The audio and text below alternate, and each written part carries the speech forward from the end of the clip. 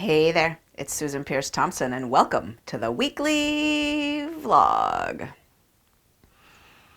As you probably know, if you listen to this vlog, you almost surely know processed foods are a huge problem.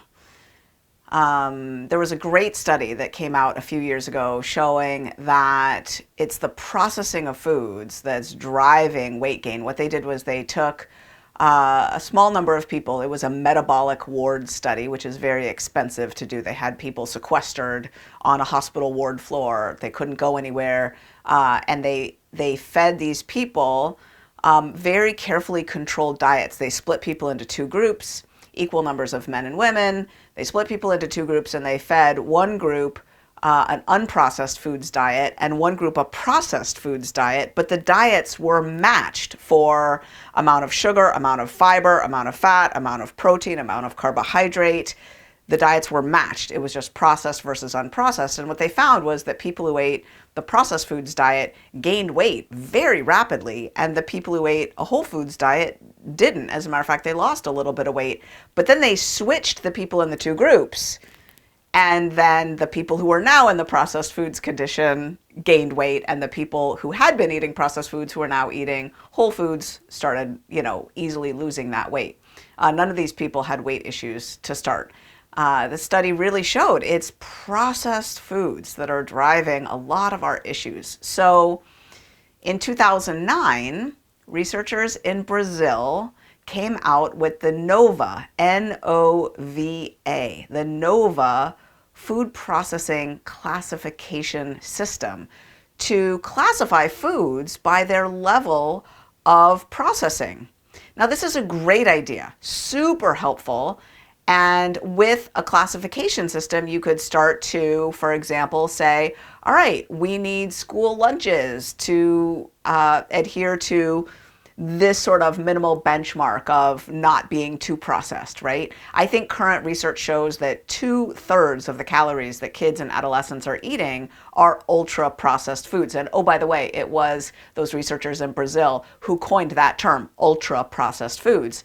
That designation corresponds with the highest level of processing in the NOVA classification system, which is level 4. So let me go through the levels of processing in the NOVA system. So level 1 is just whole real foods. So it's whole real foods or minimally altered foods, right? Level 2 is culinary ingredients. And then level 3 is combinations of level 1 and level 2 to make things like baked goods, bread, or also, complicated homemade dishes and things like that. Level 4 is ultra processed foods. So foods that don't really come directly from level 1 foods. So these are made of factory ingredients in an industrial plant poured into bags and boxes, right? Ultra processed foods. So this all sounds great, and since 2009, tons and tons and tons of studies have been published using the NOVA classification system. It's now gotten into widespread use. There are other systems for classifying the processing of foods, but this one is by far the most widespread. And I'm so in favor of this. I think it's really helpful. Unfortunately, a study just came out looking at the inter-rater reliability of experts trying to classify foods according to the NOVA system, and it's a mess. It's a mess, meaning it's not easy to tell what food goes in what category at all. The inter-rater reliability on a scale from 0 to 1, with 1 being perfect correspondence, if person A puts this food into category 3, other people are going to as well say, yes, this is a category 3 food. On a scale from 0 to 1, inter-rater reliability was around 0.32, which is painfully, excruciatingly low. Yes, everyone agreed an apple is an apple and an apple is a category 1 food, but as soon as you get beyond that, it's a mess. So this is problematic. Let me tell you what these researchers did. These were researchers in Europe. and they recruited in France. They recruited a bunch of French experts. So these were nutritionists, these were healthcare professionals who counsel people on their health and their food. These were food science experts. These were not lay people. These were experts. And they gave them two lists of foods. One was a list of foods from the grocery store with their nutrition labels and ingredient lists. And the other was a list of generic foods without nutrition labels or ingredient lists. In both cases, there were over 100 foods on each list. And they had over 150 experts assign these foods to categories. Now, a couple of things.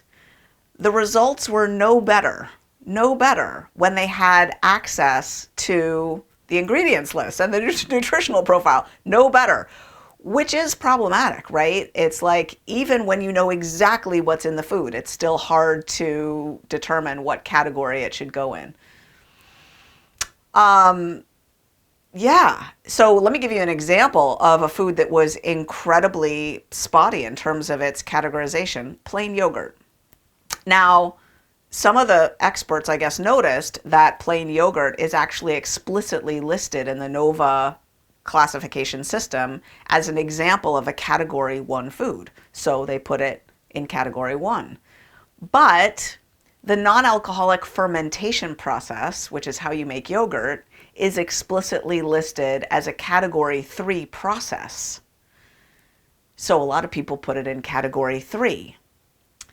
To compound matters further, whey, casein, and lactose are explicitly listed as industrial ingredients that are only found in category 4 foods. So some people put plain yogurt in category 4. Not exactly clear where plain yogurt should be in this categorization system. Now, to make matters even worse, there was very low correspondence between these experts' assessment of a food's nutritional status and its category according to the NOVA system. Let me give you an example of why.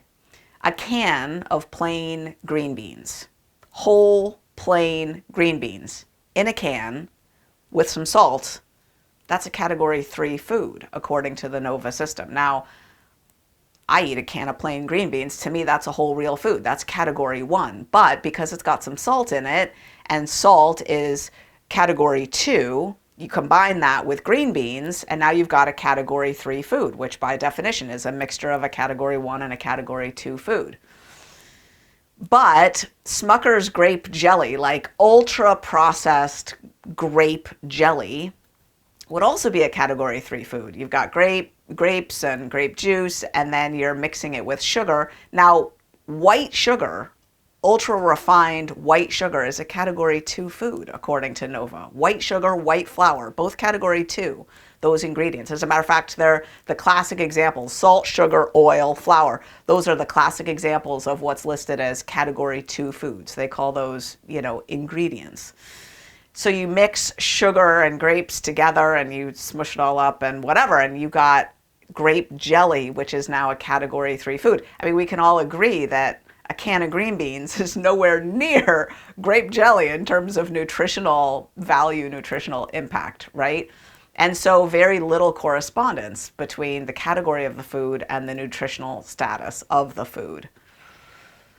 So all of this spells difficulty for the NOVA classification system. Scientifically speaking, when you have a classification system, the first and foremost thing you've got to check is, how's inter-rater reliability? Meaning, how reliably can educated, informed people looking at that classification system put different items into their correct categories? Because you have to see, right? If you can't do that, the classification system is pretty well useless.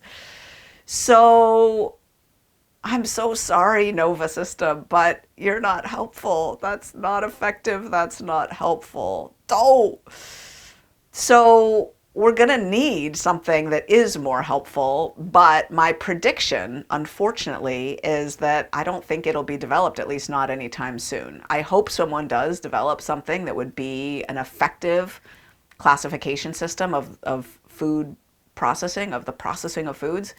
But the NOVA system is widely accepted already. And there's just so much ignorance and confusion about food in general these days that I put the odds that a better system, that it gets proposed, that it gets accepted, that it gets widespread use, I put those odds very low. So that's the state of the art in terms of classifying foods according to their processing. I mean, I think one good thing that came out of this is we got the concept, the term ultra processed food. I think that's helpful.